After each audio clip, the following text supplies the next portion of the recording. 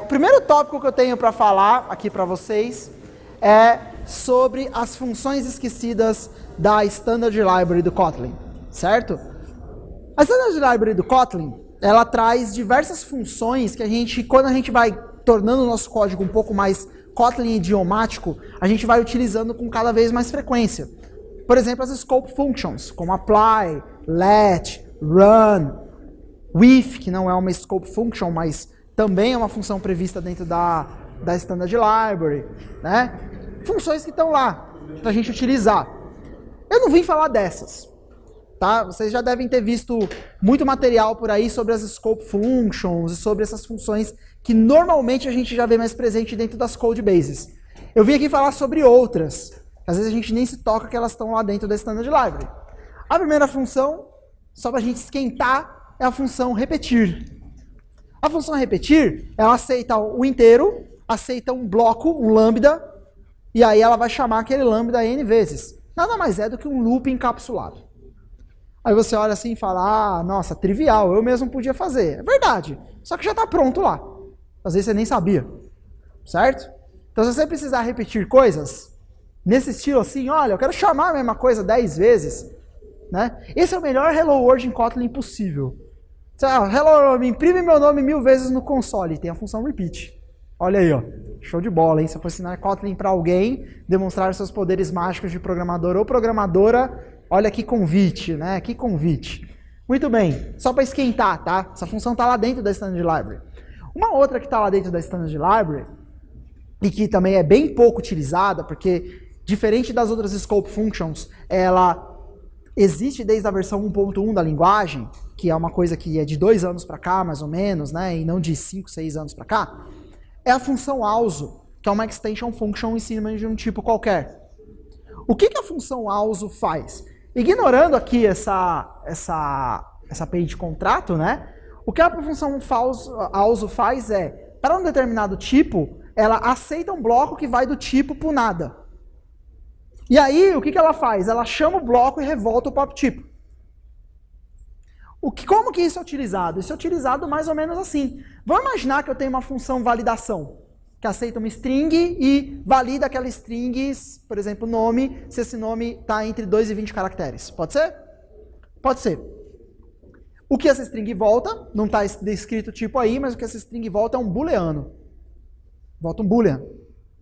Agora vamos imaginar que antes de validar o tipo, vamos imaginar que eu tenho uma segunda função, desculpa, que eu estou chamando de save user, né? E aí o que eu quero fazer?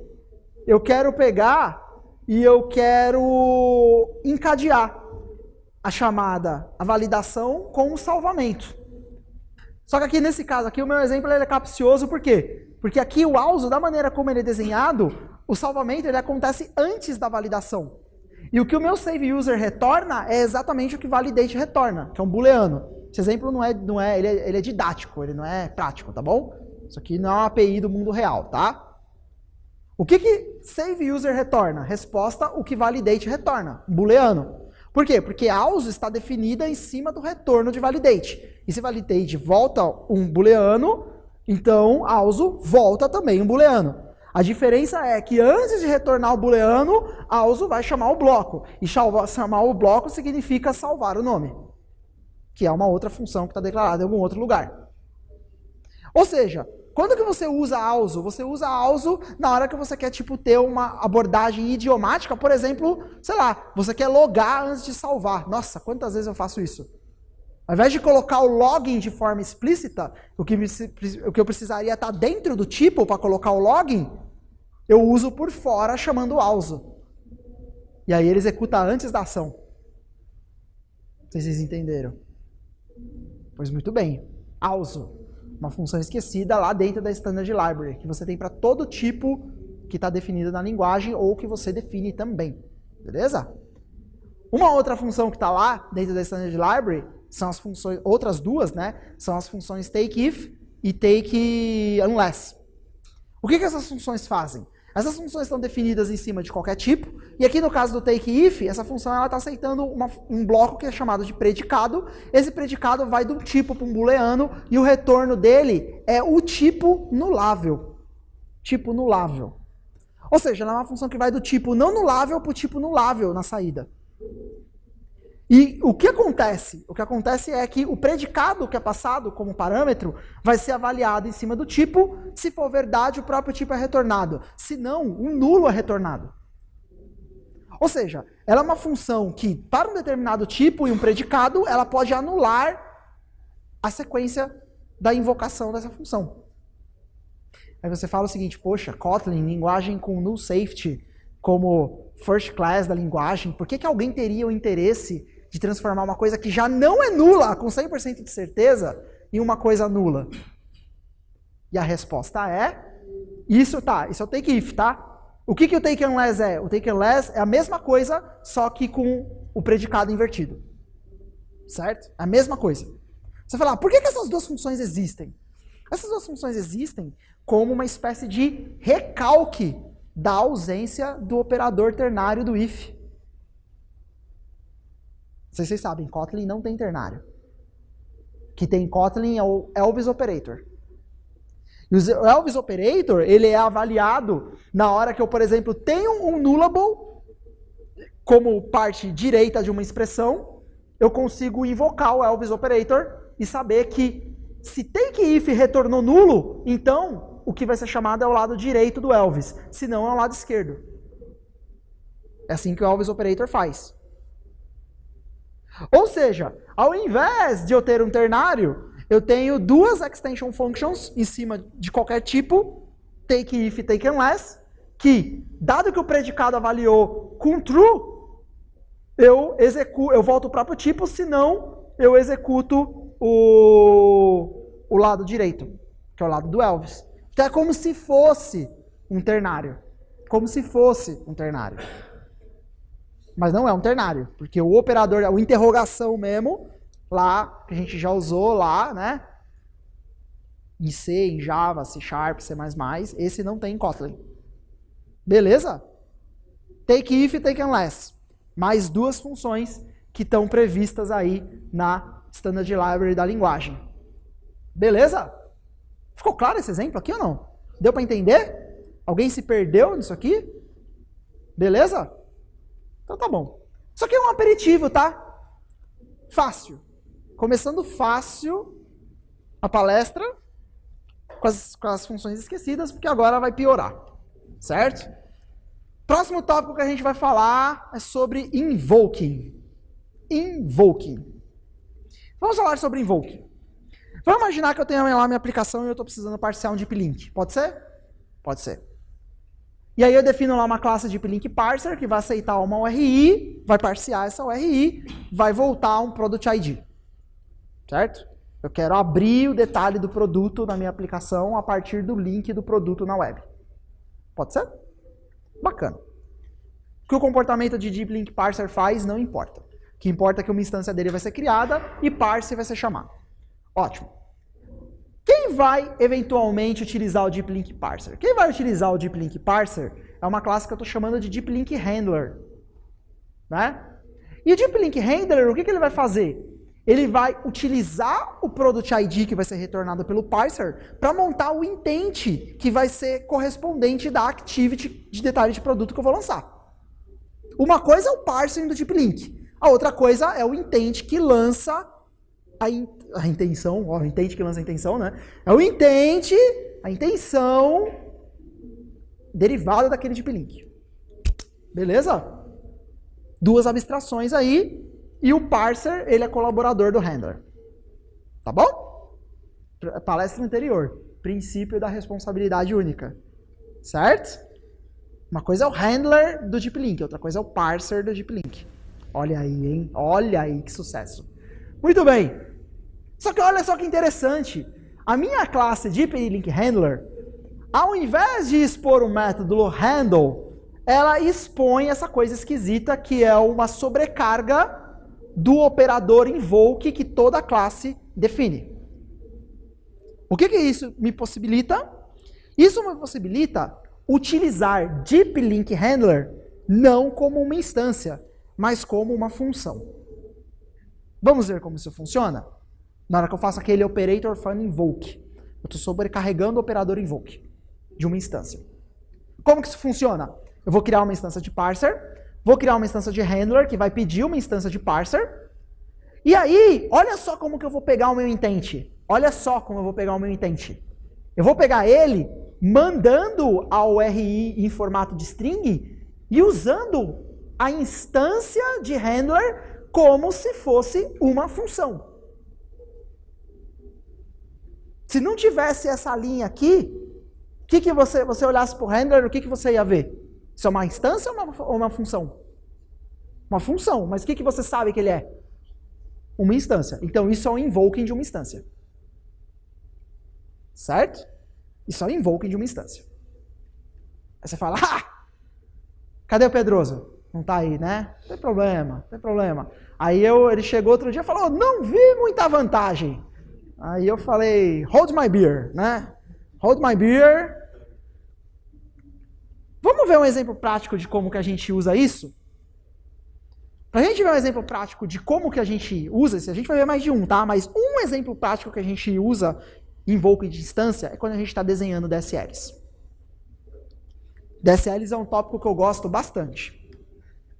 Eu já falei sobre esse tópico outras vezes ao longo desse ano. Fiquei triste quando rejeitaram minha palestra na Kotlin Conf sobre esse assunto. Porque eu propus a palestra, tomei o deny, e aí eu propus só ela, e aí o cara da JetBrains falou, sua palestra parece ser ótima, mas nós convidamos alguém para falar sobre esse assunto. Então, senta e chora, né? E aí, o que acontece? Vamos imaginar que eu vou desenhar uma DSL, tá bom? E vamos imaginar que a minha DSL vai ser desenhada em cima desse conjunto de abstrações. Vamos imaginar também que essa DSL aqui, vamos desenhar que eu quero desenhar uma espécie tipo assim de DSL em cima de um controller web, alguma coisa nesse sentido, tá? E eu tenho algumas data classes que estão modelando algumas coisas. A resposta HTTP, o request HTTP, a resposta HTTP, o método HTTP e um status. Pode ser? Pode ser. Alguém poderia se perguntar, Bira, sei lá, cara, aquele status ali, o code e o payload, não poderia estar aqui? Poderia. Mas vamos imaginar que isso aí é uma API que você consome externamente, é uma API que já tem muitos clientes, você está impossibilitado de aninhar, de deixar essa estrutura HTTP Response um pouco mais flat. Foi modelado assim e você não consegue mudar sem gerar uma cascata de efeitos em quem já é cliente dessas abstrações. Pode ser? Beleza. E vamos imaginar também que você tem a abstração do endpoint, né?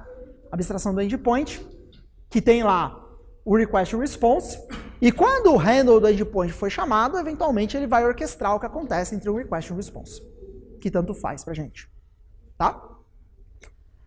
Agora, vamos imaginar que eu quero modelar a minha DSL. A minha DSL é o que está no lado da direita. A minha DSL, o que eu quero fazer? Eu quero fazer uma DSL ao estilo de blocos. Aquela DSL que parece markup. Tá? Toda vez que a gente quer criar essa DSL, cadê o pessoal que não programa em Kotlin? Desculpa a partir de agora, tá? Desculpa, tá? Eu gosto de vocês, tá? A amizade continua a mesma. Na hora que eu quero desenhar uma DSL desse tipo, o que eu tenho que fazer? Como que eu atinjo uma estrutura de blocos daquele jeitão ali? Tem um truque que a linguagem Kotlin me oferece. E esse truque é eu combinar uma extension function, que eu estou chamando aqui convenientemente de endpoint.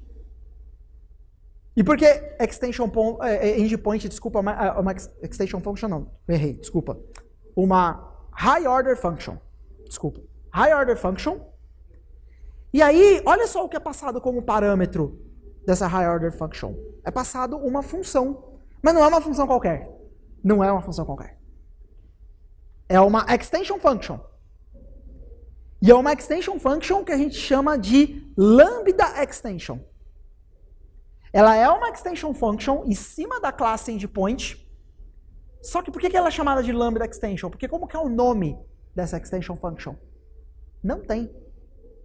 Não tem o nome. É possível fazer isso? Opa, se é. Opa, se é. E aí, olha só que interessante. Eu não vou entrar muito no detalhe nisso, que é para não já fritar, derreter os neurônios de todo mundo, tá? Você tinha no...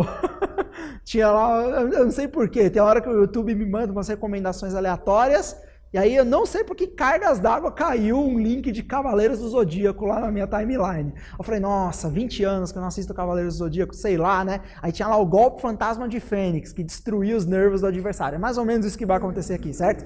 Então, eu não quero dar um golpe fantasma de Fênix em ninguém, certo? Então, olha só, como que eu agora, presta atenção nisso, a extension function, ela vem como parâmetro, como que eu uso a extension function, que não é uma extension function qualquer, é a lambda extension. Eu preciso criar uma instância do tipo para poder, das duas, uma, ou passar o tipo como parâmetro da extension, ou chamar a extension a partir do tipo, que nesse caso aqui eu estou executando dessa forma, apply block. Por quê? Porque na hora que eu fizer apply block, eu vou ter o próprio tipo de volta e eu posso chamar o método handle para chamar o endpoint. O que isso está falando para mim? Isso está falando para mim o seguinte, essa implementação aqui, ela vai pegar o bloco que está vindo como configuração e vai rodar o bloco primeiro para depois chamar o handle do endpoint. O que significa que o miolo que eu colocar aqui nessa DSL vai acontecer primeiro antes do que o handle seja chamado. É isso que está falando. Beleza. Parei por aqui, tá? Não entendeu? Final da palestra, link do YouTube, fico meia hora falando nesse tópico, tem link da minha talk de DSLs no YouTube também, tá? Tem talk de DSL hoje, olha só que sucesso, tá? Então já tenho aí mais uma hora para vocês entenderem só essas duas linhas aqui, tá? O grande detalhe é, nossa, bacana.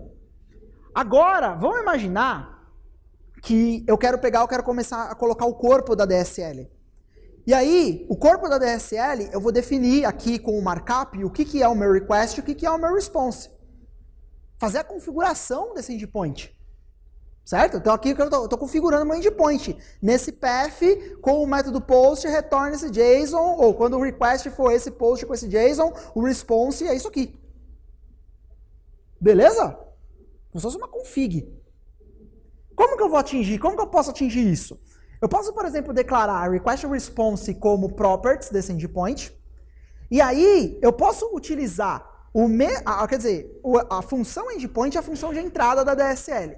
Aqui dentro, eu posso declarar aqui duas funções request response. Aí você falou, ah, Bira, mas o endpoint você falou que é uma instância que você não controla muito bem. Tudo bem, então cria uma extension function, beleza?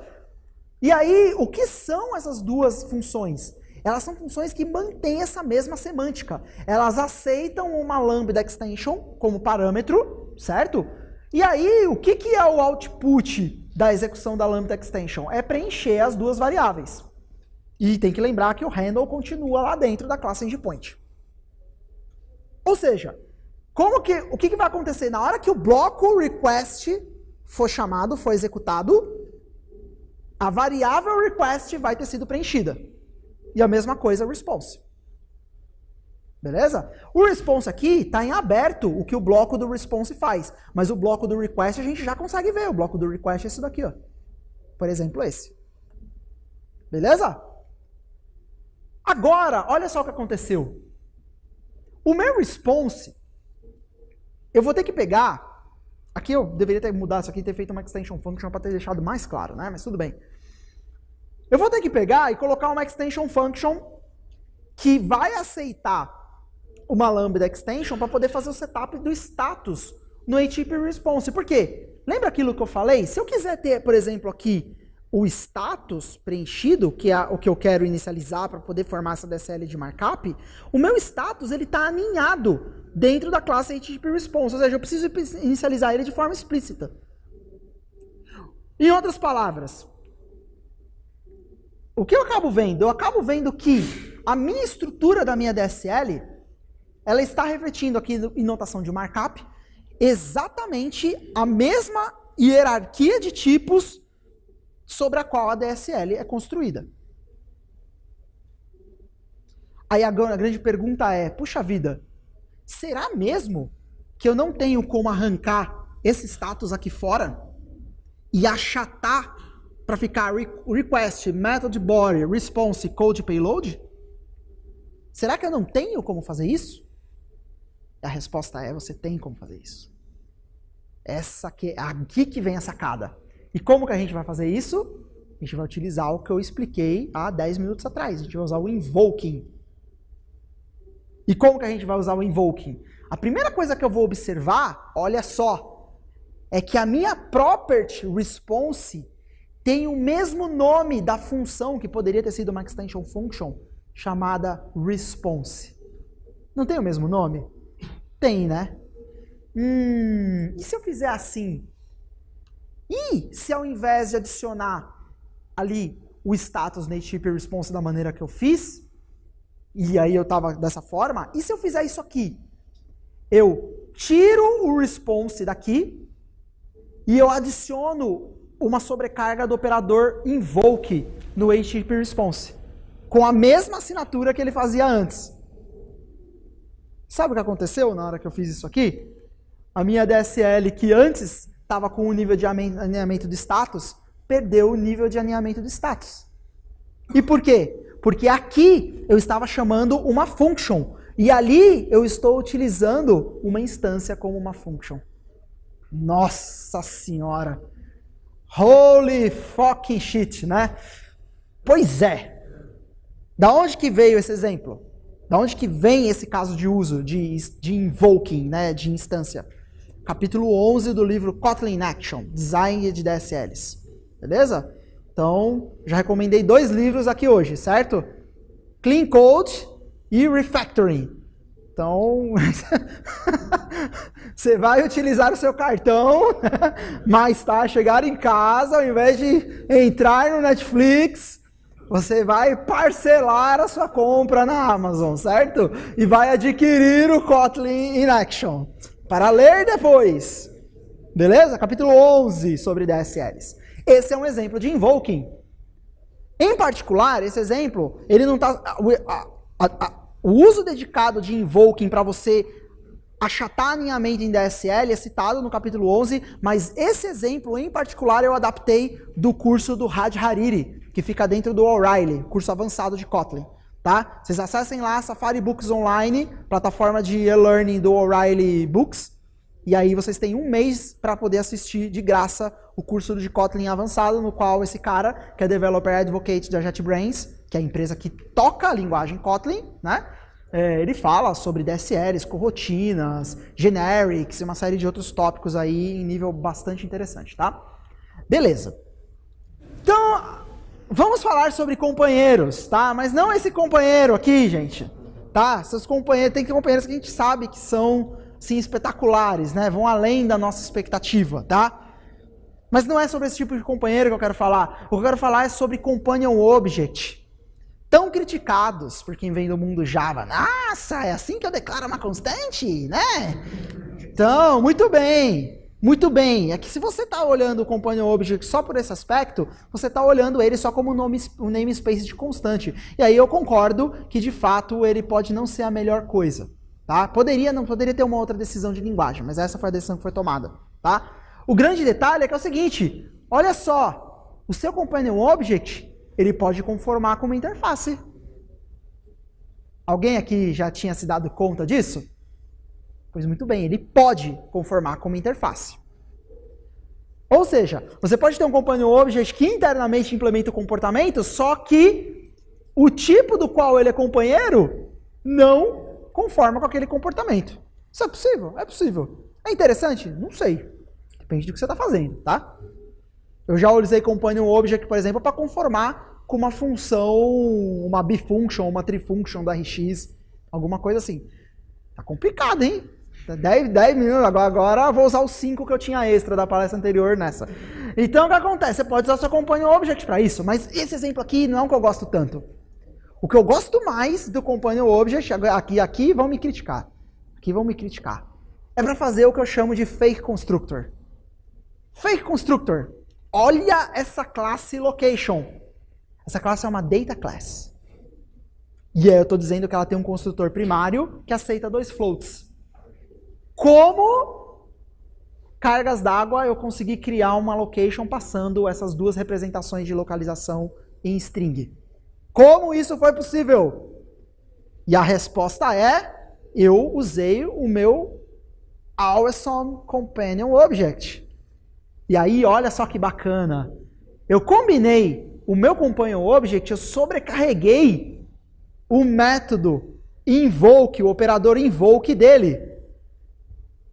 E aí, na minha sobrecarga, eu adiciono que esse invoke vai ser feito com os parâmetros de latitude, longitude e string, e internamente ele vai fazer o parsing, voltando como resultado a localização, que é a forma como a data class é chamada. Aí você olha assim e você fala, meu, mas... E aí, né? Funciona? Funciona. Claro que funciona. Como o meu Companion Object não tem nome, na hora de chamar ele aqui, eu não preciso passar o nome. Ele usa o namespace do companheiro. Aí você olha, não vi muita vantagem. Pois é, né? O que isso aqui é? Você sabe o que isso aqui é. Isso aqui é o factory method. Isso aqui é um factory method para cá, pro tipo location. Só que é um factory method declarado internamente como companheiro do tipo. Ao invés de estar, sei lá, numa factory qualquer largada lá em algum lugar do projeto. Beleza? Detalhe. Sabe o fragment? Você sabe, não sabe? Você sabe o fragment. Você pode pegar, vamos imaginar, vamos trocar aqui, vamos chamar de location, vamos trocar aqui, vamos chamar essa classe aqui de fragment, certo? Você pode adicionar um construtor no fragment? Pode. Dá certo? Dá. Claro que dá. Dá certo a primeira vez que o fragment entra no ar. Por quê? Na hora que o ciclo de vida do fragment acontecer e o sistema for tentar recolocar aquele fragment no ar, o sistema vai chamar o construtor padrão. E aí, para onde vão os argumentos que você está esperando que deveriam existir lá dentro como estado do fragment que chegaram pelo construtor? Não tem. Não é bacana? É bacana. Aí você faz aquela gambit de colocar o factory method do fragment, o new instance. E aí você no factory method pega os parâmetros que você quer ter dentro do estado interno do fragment, coloca no bundle, passa como argumento e lá dentro no onCreate parseia o argumento para poder setar o estado interno. Não é assim? É assim. Você cria um factory method new instance para isso. Sabe o que eu acho? Eu acho que você poderia criar um fake constructor para isso. Fake constructor. E aí, o seu stag vai ter um erro a menos com o fragment. Não sei se me entendeu. Porque ele vai poder chamar o construtor do fragment sem nem saber que ele está usando o construtor. Isso aí. Parece interessante, certo? Tem gente que não gosta, mas enfim. É isso aí, tá? Ninguém precisa concordar comigo não, tá? Muito bem. Invoke em distância. Avançando, né? Porque o meu tempo vai acabar, né? Ô Douglas, tá faltando 10 no meu aqui, hein? Ó, você tá me roubando os minutos aí, hein? Nothing else matters. Nothing else matters. Pouca gente sabe que em Kotlin existe um tipo chamado nothing. Quem aqui sabia que em Kotlin existe um tipo chamado nothing? Poucas pessoas. Mas tudo bem, eu estou falando para vocês. Existe em Kotlin um tipo chamado nothing previsto na linguagem. E esse tipo nothing é o que é conhecido na literatura de type systems como um bottom type. Bottom type. O que isso quer dizer? Isso quer dizer que o tipo nothing, ele não pode ter um valor. Ele é um tipo previsto, mas ele não pode ter um valor. Você nunca consegue construir uma instância dele. Certo? Isso não é o Unity. Por quê? Porque lá do código-fonte do Kotlin eu copiei e colei isso. O Unity, ele tem um valor, que é um singleton. Ou seja, na hora que você decide não retornar nada no seu método, em Kotlin, você não está voltando nothing, você está voltando Unity. Automaticamente inferido. Nothing é outra coisa. Por quê? Porque o tipo nothing não pode ser construído. Quando a gente vê na hierarquia de tipos de Kotlin, o nothing, ele é um bottom type, por quê? Porque ele tem a característica por design do type system de ser subtipo de qualquer outro tipo. Ou seja, se em Kotlin todos os tipos vêm do N, em Kotlin todos os tipos são, de certa maneira, subdefinidos, ou só eu ia falar subtipiados, mas são um neologismo fudido, não vou cometer essa heresia aqui, né? Subtipiar, né? Então, enfim, todos os tipos, eles têm o nothing como subtipo, seja da linguagem, seja um tipo que você define. E, obviamente, como todo tipo tem pelo type system o seu tipo nulável, o nothing também tem o seu tipo nulável. Não é bacana? É bacana, né? Muito bacana. Aí, olha só, seu tipo não, sua representação, né? Olha só, você já usou nothing, você já usou, que eu sei, porque você já usou o to do, que a IDE põe para você. Olha lá, o que está escrito como retorno da função to do. Olha lá o tipo, está declarado de forma explícita aqui. O tipo é um nothing. Um nothing. Beleza? Olha só que interessante, né? Em outras palavras, o que eu estou querendo dizer para vocês? Eu estou querendo dizer para você que o nothing, ele é um tipo que, além de ser subtipo de qualquer tipo, ele é um ótimo cara que a linguagem usa e que você também pode utilizar para construir condições de fluxo de controle. Exemplo que eu pedi licença para copiar desse cara, amigo meu lá do Uber, né? Como que eu poderia implementar um guard verificável em tempo de compilação à la Swift? Em Swift você tem uma construção de linguagem chamada guard. Guard serve para você fazer o unbox de um tipo nulável. Não vai rolar. Segura aí. Segura aí. Agora eu tô empolgado. Ó, o que acontece? Lá no Swift você tem o guard. E o que o guard faz? O guard ele aceita um tipo nulável. E aí, se por algum acaso aquele tipo você tentar fazer um unwrap daquele tipo e esse unwrap falhar, você vai cair no else do guard. Certo? É mais ou menos como a gente usa, por exemplo, o tipo que é anulável, interrogação, let para fazer um map. Em Kotlin, normalmente a gente faz isso, né? Quando a gente quer fazer o unwrap do tipo. Né?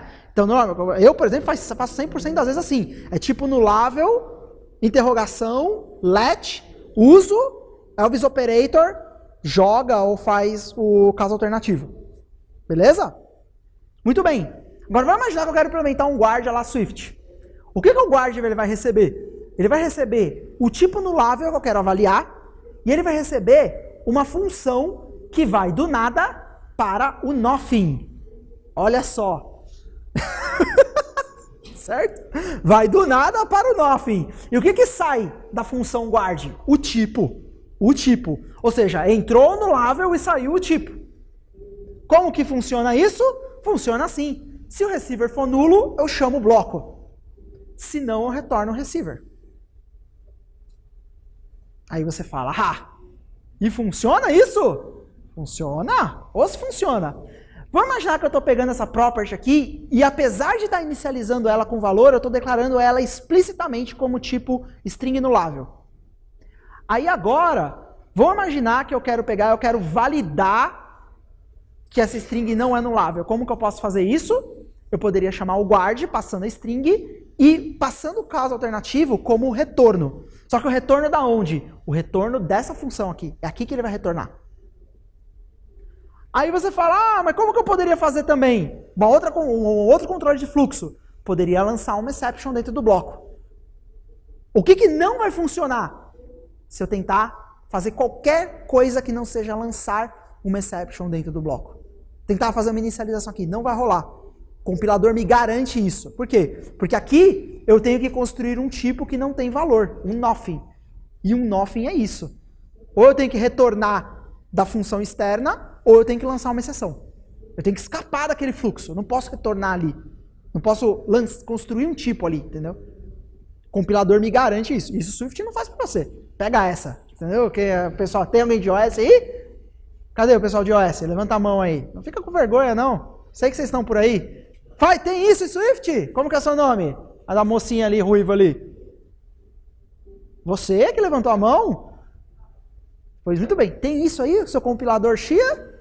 Não, mas tem o Else lá. O Guardian do Swift é bom, tá? Deveria ter em Kotlin também, eu sinto falta, tá? Mas enfim, mas você pode fazer isso aqui, então nós temos nossos truques. Beleza? O outro uso de Nothing. Nossa, esse aqui é espetacular. Esse é show de bola. É quando você combina Nothing com Generics. Por quê? Porque o Nothing, ele é subtipo de qualquer tipo, incluindo do tipo T, que você não sabe qual é. Então vamos imaginar que eu quero criar uma representação algébrica da árvore binária, certo? E aí eu declaro, por exemplo, que a minha árvore binária, ela é uma sílaba de class, e ela pode ter uma das 3 implementações. Ela pode ter um nó, o nó, ele tem a árvore à direita, ele tem a árvore à esquerda. Ele pode ser a folha, que tem o valor, só que como que eu representaria o nó vazio? Vou colocar um tipo nulável? Posso colocar. Mas eu também posso colocar o empty sendo uma árvore que não tem nada. E aí eu tenho um valor para colocar ali. Nossa, cara. Nossa. Isso aqui é show de bola. Isso aqui é muito foda. Desculpa, se eu falar uns palavrões aí, foi mal, tá? Eu posso construir a minha árvore binária desse jeitão aqui, ó. Olha que bacana essa árvore. Olha que bacana. Tá? Funciona. Dá bom. 0 minutos. Tô terminando, eu vou pular o Class Delegation, tá? Eu estou terminando, mais 5 minutos eu termino. Olha só. Você fala, isso aqui não é muito útil. Quando a gente está falando de linguagem de programação funcional, é muito comum a gente ter um padrão que se chama result, ou às vezes se chama either.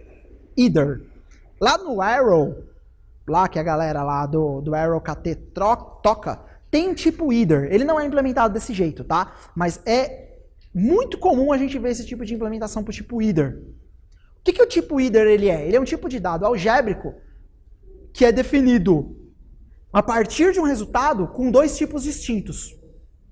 E aí, quais são as 2 implementações? O valor e o erro. Acontece que o valor ele tem o tipo V e o erro ele tem o tipo E. Dentro dele, como estado interno. Só que aí, olha só. Poxa vida, mas o que eu faço com o outro?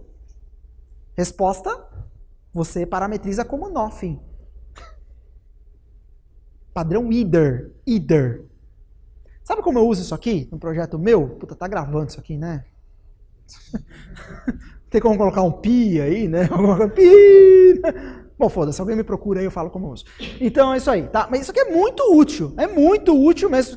Você modelar uma máquina de estados com esse negócio é show de bola. Por quê? Porque aí é muito fácil você modelar um estado terminal, entendeu? Estado terminal basicamente é o estado com nothing, certo? Show de bola. Agora eu pulei o Class Delegation. Dei um salto, certo? Então, sabe o que acontece? Se você quiser ver o Class Delegation, você vai acessar o YouTube e procurar o vídeo lá, que tem lá a explicação de Class Delegation, tá? Agora eu vou falar de uma feature bizarra da linguagem que pouca gente sabe que existe. Em Kotlin, olha só isso. Eu posso fazer um determinado tipo, ao invés de conformar com uma interface, conformar com uma assinatura de função. Sabia isso? Sabia. Quem sabia isso? Bem, estou contando isso para vocês, isso funciona. Tá? Código que eu copiei e colei do IntelliJ, compilou e rodou, certo? O que isso significa? Significa que eu estou pegando aqui, eu estou declarando um object que está definindo, que está implementando um comportamento que é a assinatura dessa função, que vai de um inteiro e volta um booleano. Quando eu conformo com essa função, olha só, eu preciso, para esse cara aqui conformar com essa função, ele precisa sobreescrever o método invoke. É diferente de eu sobrecarregar o operador invoke. Diferente. Outra coisa. Tá? Aqui é como se eu estivesse conformando com uma interface. Beleza? A diferença é que como essa interface não tem nome, qual que é o nome que a linguagem convenciona? Invoke. Beleza? Muito bom. Ou seja, para ser maior, para ser legal, para beber agora no almoço, tem que ter mais de 18 anos. É isso aí. Agora, vamos imaginar o seguinte, vamos imaginar que eu tenho a minha classe CheckProfile. O que o meu CheckProfile faz? Ele conforma com a validação, só que ele delega para outro objeto. Isso aqui é o Class Delegation que eu pulei. Foi mal, desculpa, viu, gente? Tinha esquecido desse exemplo, tá?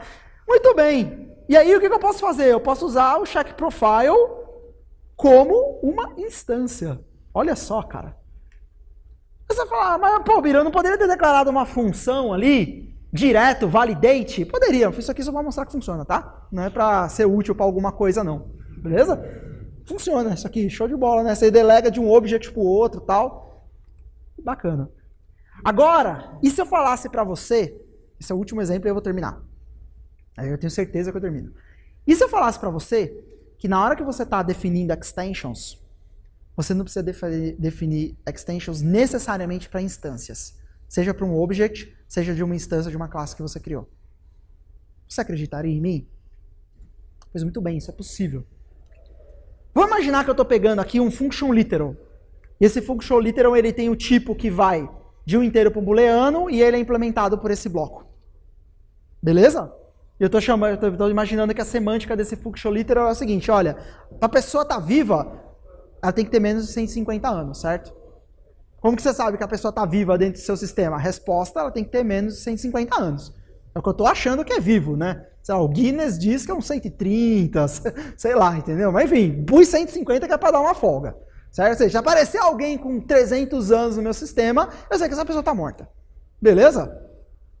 Agora vamos imaginar que eu quero fazer esse tipo de coisa aqui. Na hora que eu perceber que a validação de idade vai ser chamada, eu quero pegar e eu quero verificar se foi ok ou se foi não ok. E aí olha a loucura. Olha a loucura. Eu estou definindo a extension report em cima do function literal do tipo int para booleano. Isso funciona? Funciona. Isso funciona, dá certo. E aí, o que ele vai fazer? Ele vai pegar, como ela é uma extension, ele tem acesso às próprias propriedades daquele objeto.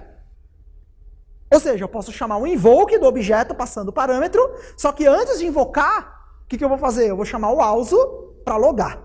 Nossa senhora! Isso aqui é um Kung Fu Mind Porn fudido isso aqui, né? E aí, olha só! Como que eu poderia, por exemplo, fazer um julgamento enviesado a partir da idade? Eu poderia pegar o meu function literal e ao invés de chamar o function literal direto passando a instância, eu poderia chamar o extension function report.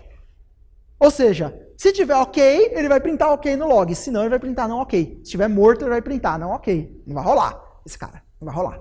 Não vai rolar. Você fala, isso é possível? Isso é possível. Certo? Isso é útil. Eu já vi a galera resolvendo problemas de coroutinas com essa parada. Não é tudo função em corotina? Pois muito bem. Então, a gente fica a dica. Às vezes a gente precisa decorar uma função que a gente não controla com um comportamento que a gente gostaria.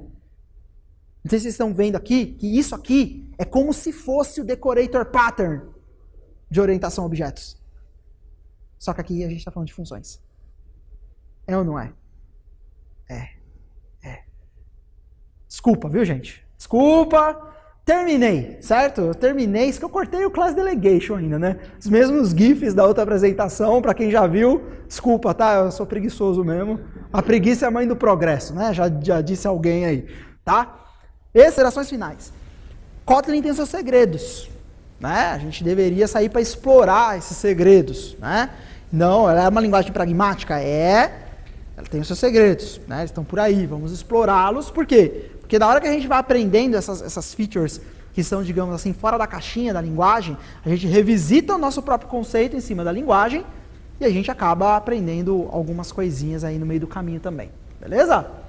Assim como na outra apresentação, esses slides estão nesse QR Code, speakerdeck.com/Biratan-Soares, tá? Esse fulano sou eu, também não interessa, tá todo mundo com fome. Eu acho que eu terminei e eu tenho espaço para... Quem cortou o meu slide final? 0 perguntas. Temos espaço para 0 perguntas. Terminei. Obrigado, viu, gente?